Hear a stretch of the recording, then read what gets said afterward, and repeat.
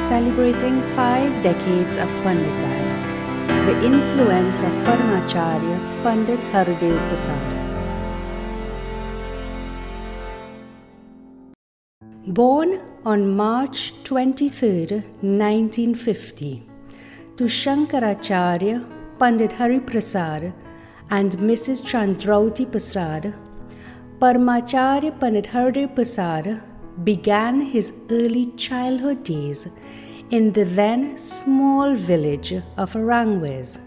From infancy, he was inspired by his illustrious father, who in his eyes personified integrity, humility, and sincerity in his every interaction.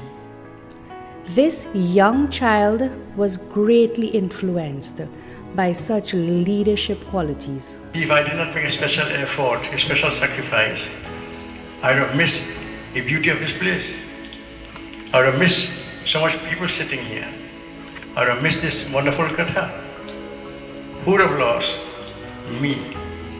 Life is one of gains to develop all the time, educationally, spiritually, with experience, and that comes with effort and sacrifice. If one does not make the effort and sacrifice, there cannot be a place of devotion to take part, to get the benefits of devotion. More than anything else, the young child wanted to be a Pandit, and more so, a Pandit of the ilk of Shankaracharya, his greatest mentor. So deeply inspired was he by his role model that he knew that Panditai was his destiny. By the time this young Pandit was ready for school, he had already mastered the letters of the Hindi alphabet. It was not long before he was able to recite selected Rama and Chaupais. This spark was further ignited by his mother, who ensured that he learned to sing bhajans, some of which comprised no less than 12 verses. Up to this day, Paramacharya ji confesses that he remembers the lyrics of those bhajans better than the ones he learned many years later in life.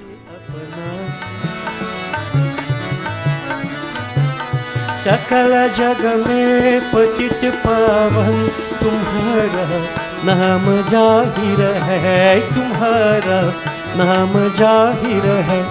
अगर मुझ एक पापी को, अगर मुझ एक पापी को भी तारोगे तो क्या होगा? कृपा सिंधु मुझे अपना।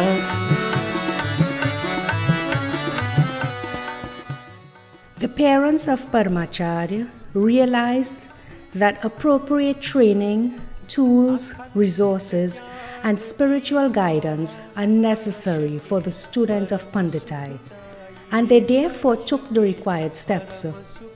In 1962, the young Brahmin boy, along with 3 of his brothers, Balram, Prakash, and Gyandev, undertook the Upanayan Sanskar. This is a religious ceremony in which a guru or spiritual guide accepts and draws a young boy towards spiritual education. Memories of Pandit Hardeo in our childhood, there are several incidents that stand forward. One that came forward, and one that is very prominent in my memories from as far back as I can remember. He was always interested in being a Pandit. In fact, he was very, very keen on being a Pandit. Whilst most children would play other games, etc., one of his favorite games was doing puja. He would do that. He would sit, I remember as a small boy, would ask my sister to sit down as he showed and he would perform puja, play puja as such. Even today, he continues to lead the charge as the spiritual head of SWAHA through his endearing attempts to change misconceptions in Hindu practices. His brothers continue to look to him for guidance and strength as they too attempt to emulate their father's footsteps. He just concentrated on the people around him, but as he started to go more and more yugs, and he started to sit on Singhasan and be Abhyas. What happened, he started to change a lot of things for not only Hindus, but for Pandits. In many ways, he raised the standard and the conduct of many Pandits. Today, I can say safely that he have contributed so much more for Pandits to get respect that he deserves so far. Very straightforward young man. Many people will say he's too serious, but he was very straightforward. He was always approachable, but he was always very serious about his devotion. In terms, I remember at school, in our school years, we all went to the same college, St. George's College in Paramacharya. And Hardeo was the captain of the school's team. He was a very, very popular captain. And also, in the school, he was very popular, a very, very popular figure in school. While still a secondary school student, the teenage trainee Pandit found time to participate in social and sporting activities. When we formed the cricket team also at that time, we called the team the GTKM cricket team. We played cricket in the Arangas League, and he was the captain for many years. He was an excellent batsman, very good batsman, and a very good new ball bowler. When the ball got old, he wasn't that good, but the new ball, he was swinging it a lot. He was very good at that. So from small, he had these sort of leadership qualities. He did guide forward and move forward in that way. Whether it was the Singhasan, the sports field, the filmy stage, or at the National Consultation Forum, he led by empowering others. He challenged the thinking and beliefs. It was not long before that the transformation began in this country. Today, sporting activities are a fixture in the annual calendar of events for SWAHA. Paramacharya ji himself continues to be an avid cricket fan up to the present time and an advocate for a balanced lifestyle and healthy living. Paramacharya ji formally commenced his practice of Panditai in August 1967 on completion of his GCE O-level exams. With the guidance of his father, his first puja was conducted in his hometown of Arangwes. From as early as this time, he started winning the hearts of his partisans, as they knew that the country was about to see an inimitable leader emerging. Paramacharya's experiences in the training field of his life, both at puja and in the community, sketched a blueprint that would see him engaging in service-oriented leadership. He soon emerged as a transformational leader who used commitment, courage, and inspiration to impact the lives of others.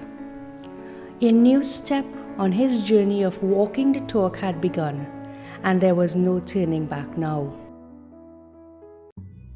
With the commencement of tertiary studies at the University of the West Indies, the young Pandit was appointed Cultural Officer and the first executive of the Hindu group SPIC.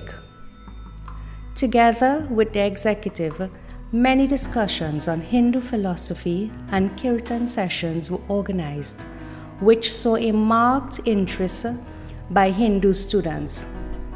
SPIC continued for years after, evolving over time, and today operates under the name UE Hindu Society. I first came into contact with Guruji Pandit Hardeo Persad in 1969.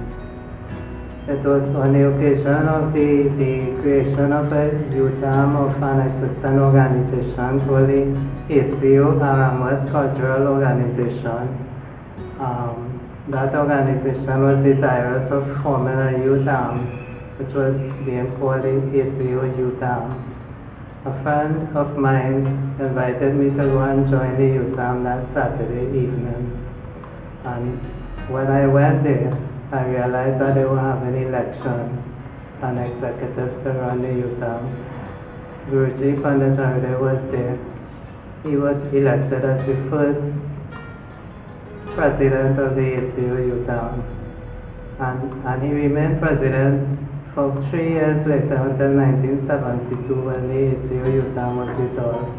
At the same time, he also entered the teaching service and was employed as a mathematics teacher at Sangre Grande Junior Secondary and later on Morva Laventille Secondary School.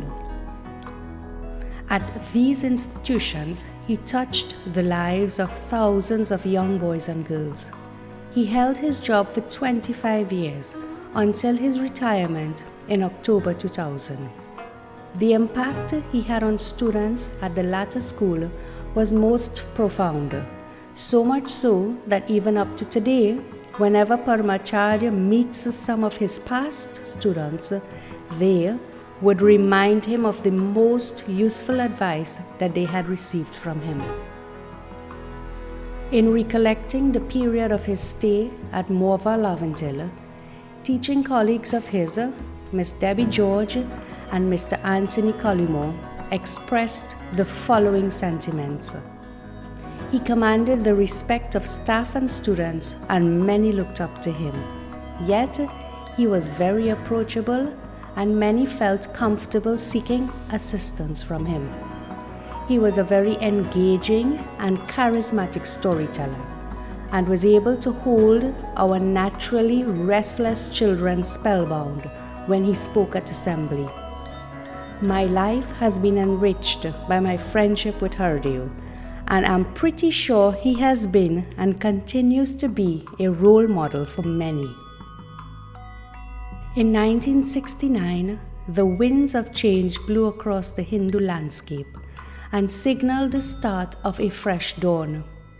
It was a dawn of innovative pathways, improved communications, and of unquestionable need for advancing the spread of Sanatan Dharma in Trinidad and Tobago. A new lamp illuminated the community of Arangwes when a new organization, Gyan Deepak Kirtan Mandali, was formed.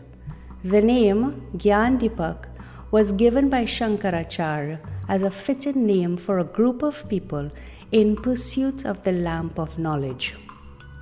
Paramacharya ji later added Kirtan Mandali to it, as Kirtan was seen to be the magnet that mobilized both young and old towards this lamp.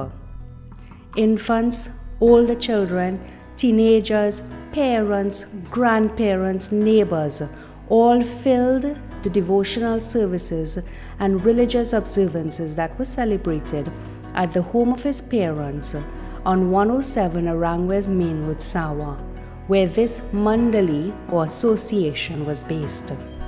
Somewhere close to the dissolution of the ACU UTAM, the Gyan Deepak Kirtan Mandali was formed. When the ACU UTAM was dissolved, Guruji invited all of us from the UTAM, which was mainly young boys between the ages of, I would say, but mostly teenagers. I was in secondary school at the time. He invited all of us to join with Gyan Deepak Kirtan Mandali. Throughout the half-century of his life in Panditai, these words have remained at the core of his philosophy, leadership, and professional practices. His impact has been steeply etched in the hearts and minds of members of the Gyan Deepak of 1969, so much so that many of them have maintained their membership status up to the present time. In 1975, Paramacharya took another step on the path of life and entered the Grihast stage.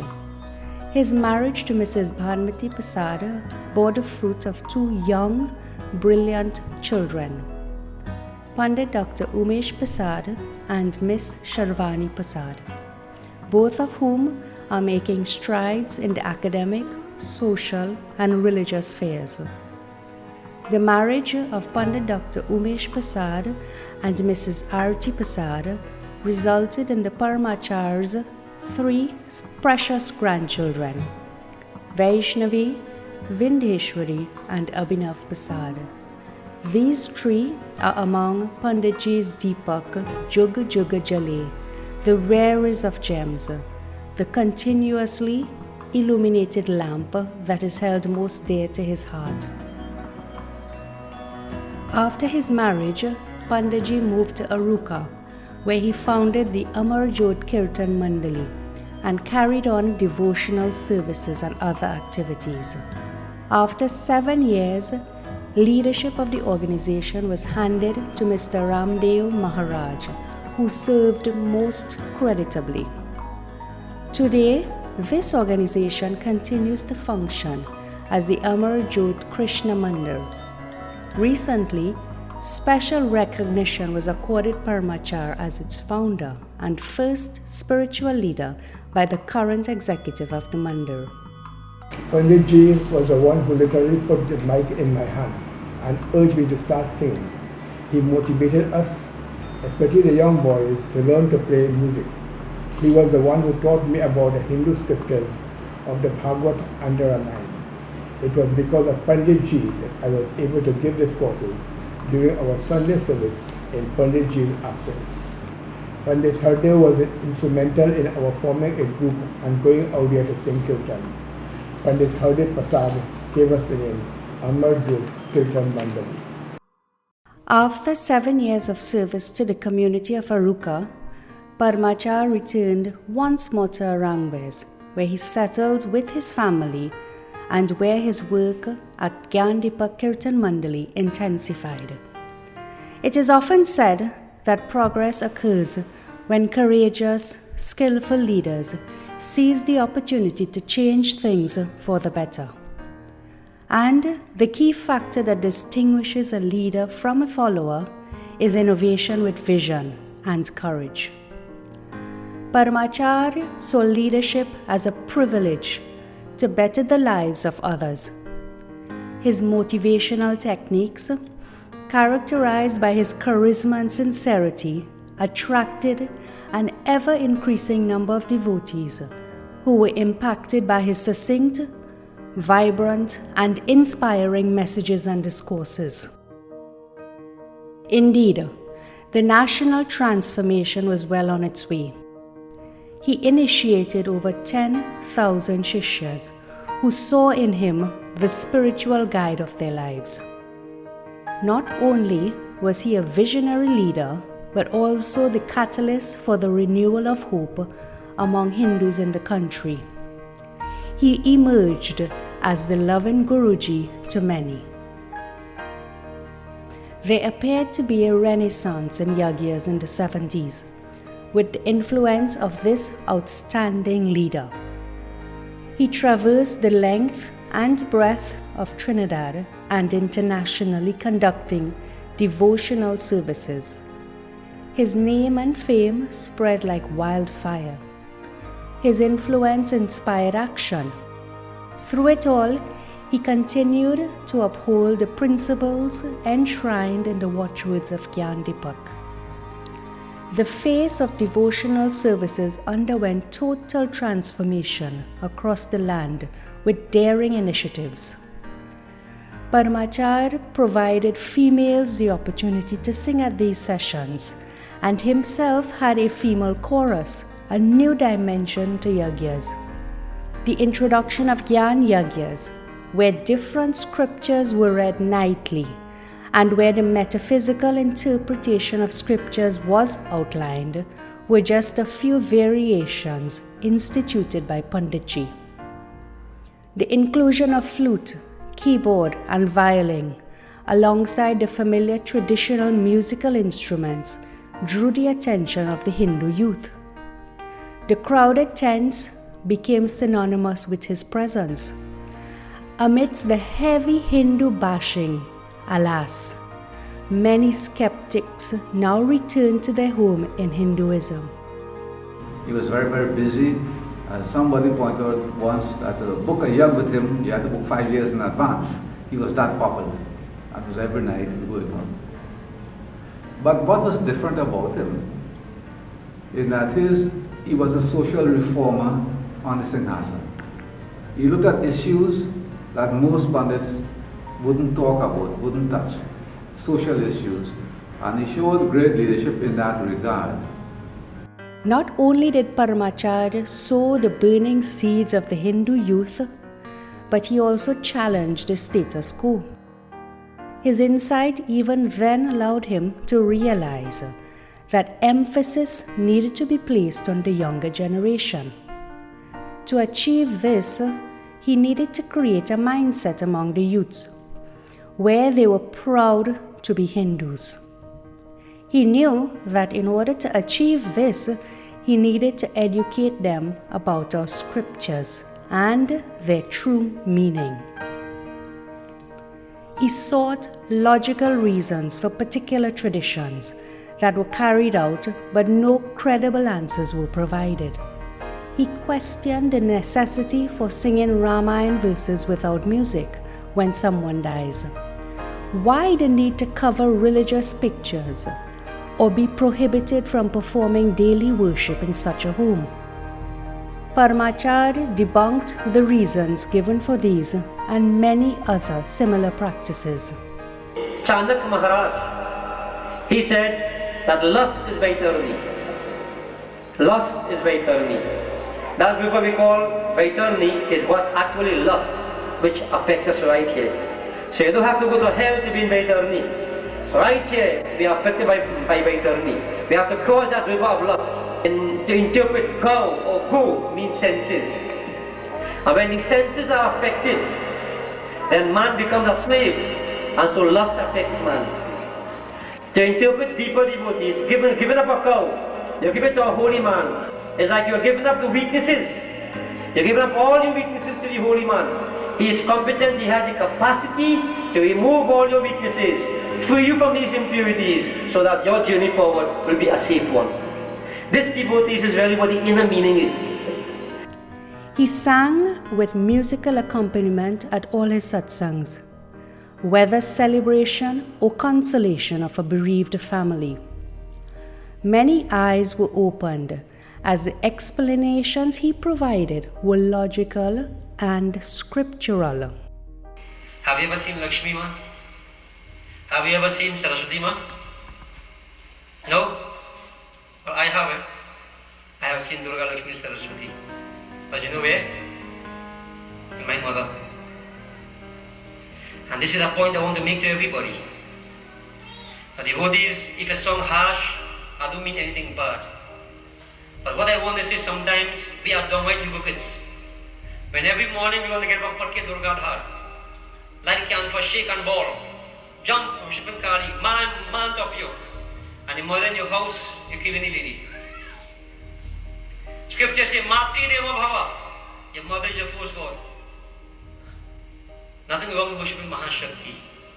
But you can worship that Shakti, you want to worship that Shakti you don't see, and the Shakti in front of your eyes you don't worship. How foolish can we get? Every scripture upon the face of the earth endorses this point I am making. If you can't see Devi first in your mother, you will never see Devi.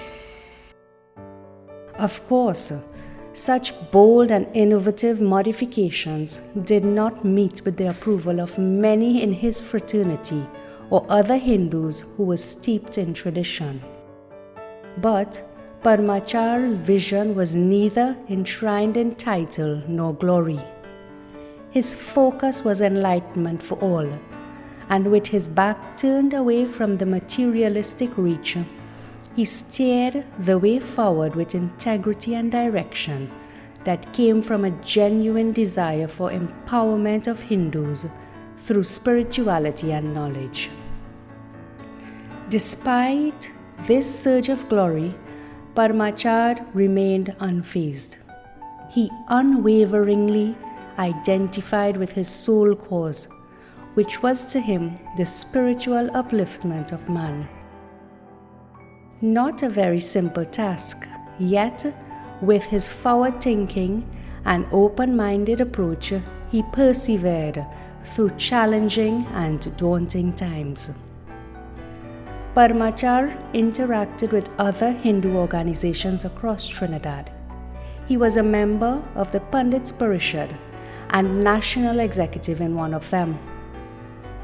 During this time, he, together with other executive members, steered many religious, cultural, and educational projects to completion. Later, in the face of differences, Paramacharya moved on.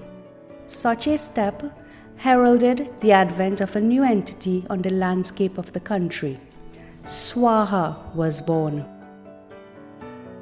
Recognizing the need for a spiritual revolution, for qualified and competent leaders to promote and re-establish the time-honored practices of Hinduism in a rapidly evolving society, Paramacharya and other like-minded Pandits proposed a plan for the unification of ideologies, goals, and aspirations of Hindus. Enlightened ritualism was at the core of this plan. In 1993, Gyan Deepak Kirtan Mandali re-emerged as the new entity SWAHA. The flame of SWAHA International Incorporated burst into brilliance, illuminating the national landscape. With the blessings of Shankaracharya ji and the unstinted resolve of Paramacharya and his other brothers, this organization was incorporated by an Act of Parliament on April 15, 1993. With the inauguration of this Hindu body, Paramacharya was appointed as chairman of the Dharma Mandal, SWAHA's theological body.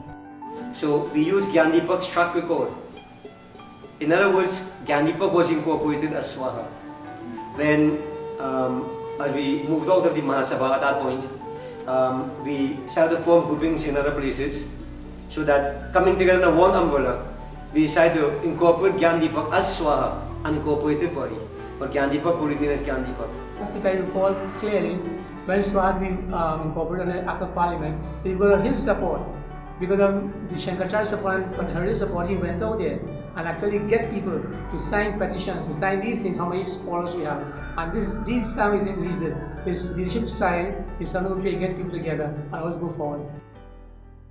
SWAHA was led to a new awakening as Hindu aspirations rose to unsurpassed heights. Through various avenues, such as the move in Prayag, leadership seminars, youth camps, religious instruction classes at secondary schools, religious and motivational discourses, and regular community service, much support was garnered as the public was meaningfully engaged. SWAHA's children's home, Vishok Bhavan, was established in Pinal for young girls. Conventional celebrations were given new dimensions. Ganesh Visarjan, Kartik Nahan, Ram Leela, Bhagwa, and Indian arrival celebrations saw overflowing crowds. Devotees' understanding of these festivals went far beyond rituals. The metaphysical interpretation of the festivals and the celebrations provided depth of application to the individual more than the ritual. The ocean of milk really is the unconscious in man. That mountain is what we call the mountain of mental advancement, the mountain of yoga. The Devatas and Danavas are the positive and negative tendencies, which both have to come together. And that snake Vasuki, that snake devotees, in Christian theology, people refer to it as the Satan. Hindu theology, infinite power. Also, the individual ego. This serpent was used as a churning cord, and this is what we need to do. The lesson being put to us that we need to churn the unconscious, but you have to have the tools. Lord Vishnu appeared in form of a tortoise. That tortoise symbolizes a firm faith, unwavering faith, which is the base, the fulcrum upon which this mountain of mental advancement could rotate. Ram Leela presentations were dramatized on fully covered stages. Temples were much more than religious institutions. they became multi-purpose centers as they hosted children and youth camps, workshops and music classes.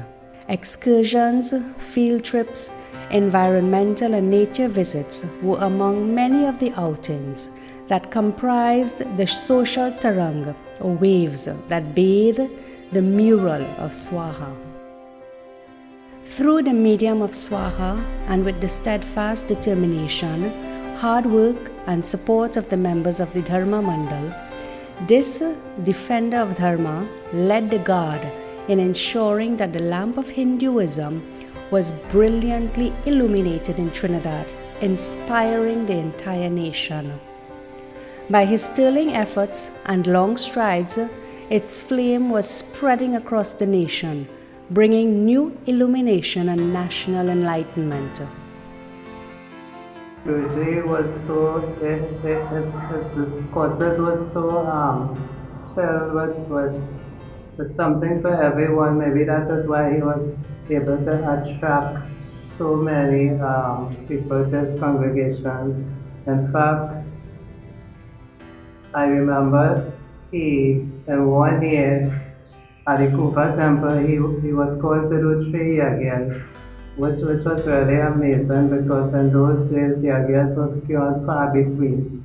And in all those yagyas, people from different ages, male, female, everybody would come. They would just flock because everybody wanted to hear Guruji and what his message was.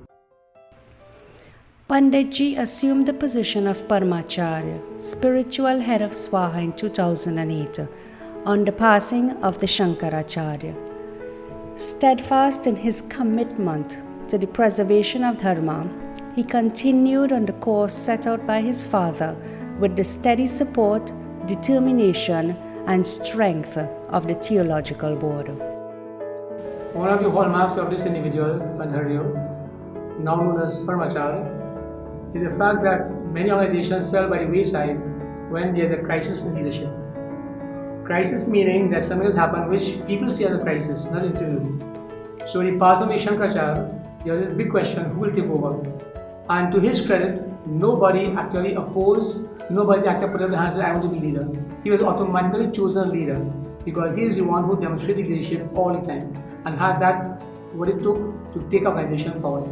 So after the passing of Shankaracharya, what is happening is that the Paramacharya, Hardeo Persad, took over that position of leadership of SWAHA. Under his leadership, we have found that the organization continues to grow and it is growing still under his leadership.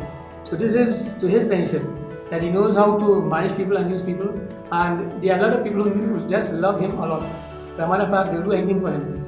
He has that kind of charisma, that kind of devotion in him, that he represents God. So when he wants something done, people do it for him. Even building the school, so many problems. We find he came up and in a quiet way, he got his support and said, we will continue building school. We're short of money. People may not know this. We didn't have enough money. The school kept on rising cost from 15 million to 70 million, 23 million, 35 million. And so SWAHA was stretched for resources. But he came in there in the appropriate time and did what he had to do to make sure the school was established and is running beautifully today. One of the most successful Hindu organizations we have in terms of education, that is SWAHA Hindu College. Also in terms of the social service, he has the children's home. He has very quiet background, very quiet demeanor concerning that. But because of his approach, we have that in the South also. The grammar distinctly in meetings, he pushed for that. Our children's home to help children in the community. It's something which we didn't have a vision for. We just say we have temples that work with that. But he saw beyond that. The leadership qualities went to that extent. So all institutions in SWAHA, even the EC centers, all those things, the first one's built in Rangas, he pushed for these things to make sure it's done. So his leadership qualities took him where others may not have seen. And this is one of the things concerning him, which is very, very, outstanding and a good leader. Of course, a good leader, you do think that people don't like neither, because you need best for the community. So those who like him, that is fine. But we are talking about the positive aspect of him, of his life, which he has done so far to make SWAHA better, to make the SWAHA outreach program better, and to make SWAHA institutions stronger. Media outreach programs on various print and electronic media increased. The monthly SWAHA newsletter, newspaper articles, Upasana series of books, and What You Need to Know, a print publication, reached the reading public. These publications presented a refreshing and illogical perspective to Hindu rites and rituals. The route towards enlightenment was within reach. Discourses and bhajans by Paramacharya, placed on YouTube, streamed live regularly, or viewed on television, provide comfort, peace, positivity, and enlightenment to hundreds of thousands worldwide. Because Guruji is not only basically in Trinidad, his teachings is heard elsewhere. The theme here would put things in place so that brochures, books would be done to educate all of those who would want to really read and understand. And these brochures and these books would have touched the lives of many who would really want to read it, who would really want to find the time to learn about Hinduism. The latest edition of the IETV, and right now he's doing the same thing again. He's actually pulling his weight to such an extent that IETV is supported, I would say wholly by to a great extent by his support. Paramacharya's straightforward, refreshing views on national issues are sought by many esteemed organizations and publicly expressed in national print and electronic media. His straightforward and fearless position on topics such as child marriage, child abuse, conflicting dates of Diwali, crime and moral issues has quite often evoked controversial responses. We make specific calculations and we work like say new moon. Diwali is new moon night in the month of Kartik. Well, now if the new moon spans 2 days, right, the tithi starts one day before and ends the other day in the morning time. If you go to the other day, new moon is already past. So we use the night of the new moon. That is when the tithi spans 2 days. So you see, these are the small calculations that we make, and what happens is that a lot of people take India time. India is 9.5 hours ahead of us. Right. And most people don't take that into consideration. New York, Canada, you have India Pandits, and they use India time. But we try to make specific calculations based upon where we are. And this is why there are some discrepancies between other calculations and what we do. We have stood very firm on this principle that child marriage is a no-no. We have recommended very strongly that the age of marriage should be lifted to 18 years. And we must remember, most times when we speak about age of marriage, the mind really runs upon the mothers, sisters, and daughters, but the daughters really. We don't really think about the men so much. Because, you know, they marry the girls at 14. They marry the girls at 9, at 12, at 13, 14, whatever have you. So that the question is, what happens to their life?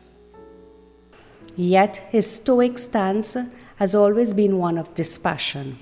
For him, feedback, favorable or not, is always a tool of learning. 100% of people polled, 100%, everybody said, lift the age. Lift the age. Some say 16, most say 18, some say even 22. So that when we heard that, I was on very solid ground that I can make a statement that SWAHA believes, not me. It is my opinion also. But I can't impose my opinion on anybody and make it a SWAHA's opinion. It is downright dishonest to do that. And any leader who does that, he is dishonest. In any other case, there are persons who may support his views, and there are persons who may be critical of the views that he has put forward. But what I'm seeing is that his ideas are very developmental, and it can work towards what you call building a better society. Although it takes a position of coming from what you call one religious standpoint. But I think as a multicultural society, it's important to have these diverse views being aired, and I think Pandit Hardeo position would go a long way in developing our society, building our society stronger in the area of what we call multiculturalism. While he is never one to pat his own back, Paramacharya's progress in the propagation of Sanatana Dharma has been phenomenal and pioneering. He is an inspiration and guide to Pandits who are deeply interested in their own spiritual growth and in the development of Panditai. His devotional singing inspires many, yet his response to compliments is always, "My son is a singer, not me."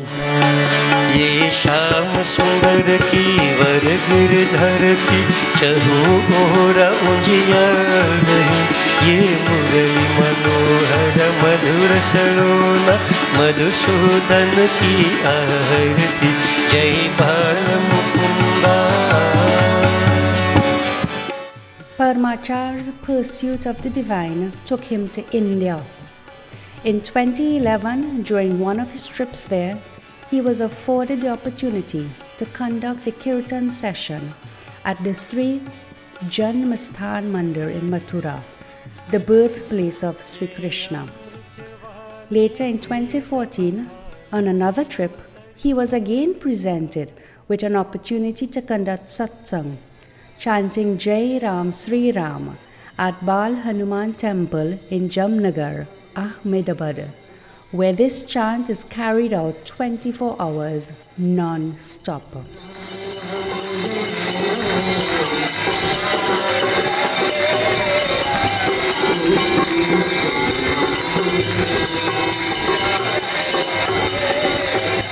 In the style of a genuine leader, Paramacharya never sought out consensus, popularity or prestige. Yet he was recognized nationally and by others with whom he associated.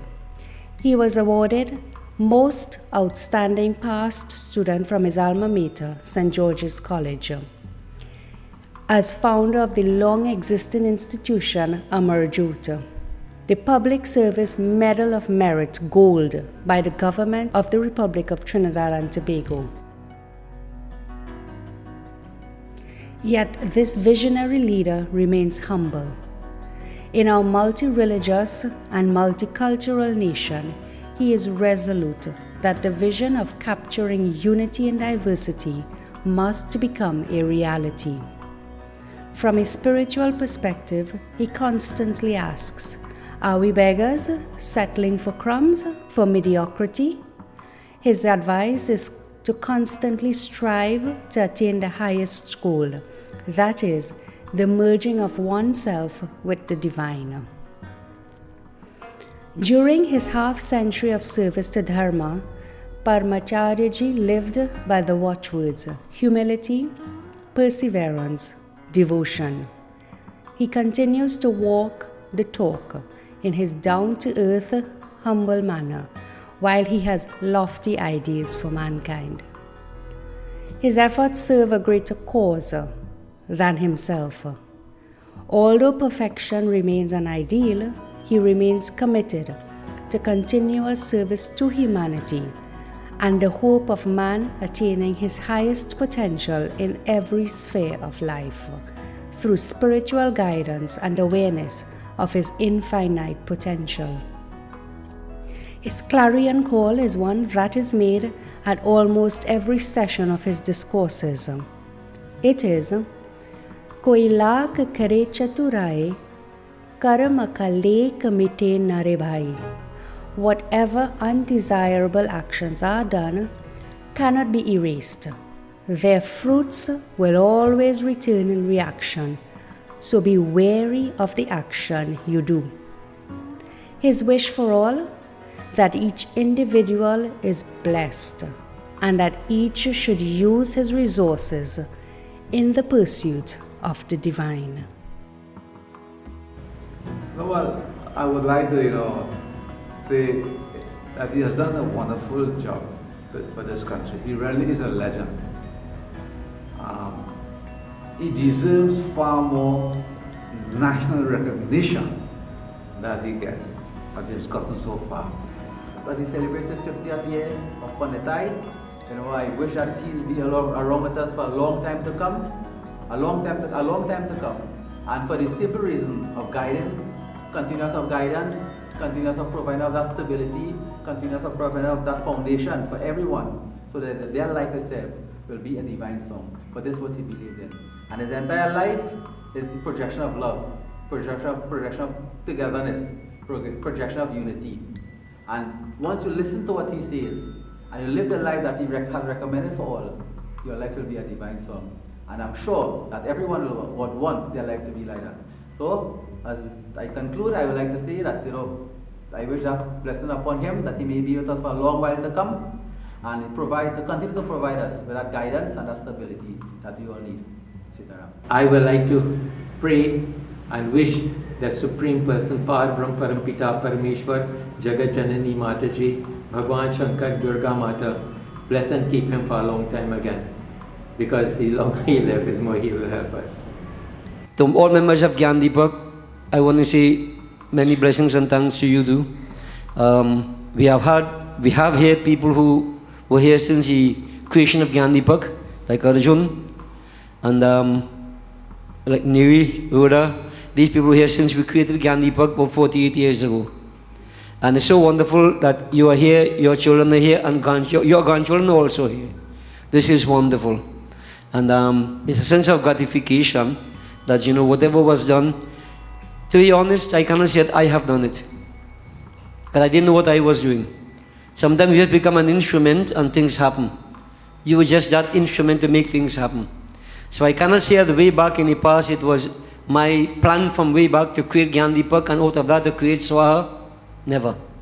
Maybe all this is part of the Divine's plan. So this is why I say, in all this, I can't claim any credit for whatever has happened. Maybe earlier on in life I would say, I did this and I did that. But when you get better sense, you realize you were just merely a puppet. There is a divine hand at work. And this is what has happened. This is the result of it. And it will continue. As we see here, we have Gyan Deepak in good hands. And it will continue. This is why I feel very, very gratified. And I want to say to members of Gyan Deepak, there are many groupings otherwise. Over the years we have had feedback. They always would want to know how come Gyan Deepak is like this. The kind of bonding that we have, the kind of closeness that we have. Gyan Deepak, many groups have already been dissolved way back in the past, right? Formed after Gyan Deepak. But people kind of, I wouldn't say jealous, but they really want to know how come we have had this bonding over the years. And it's really, really magical. If you really think about it, it's really magical. So all this is part of blessings, and I believe parents' blessings, Guru's blessings go to a great extent to bring about the success that we have up to today.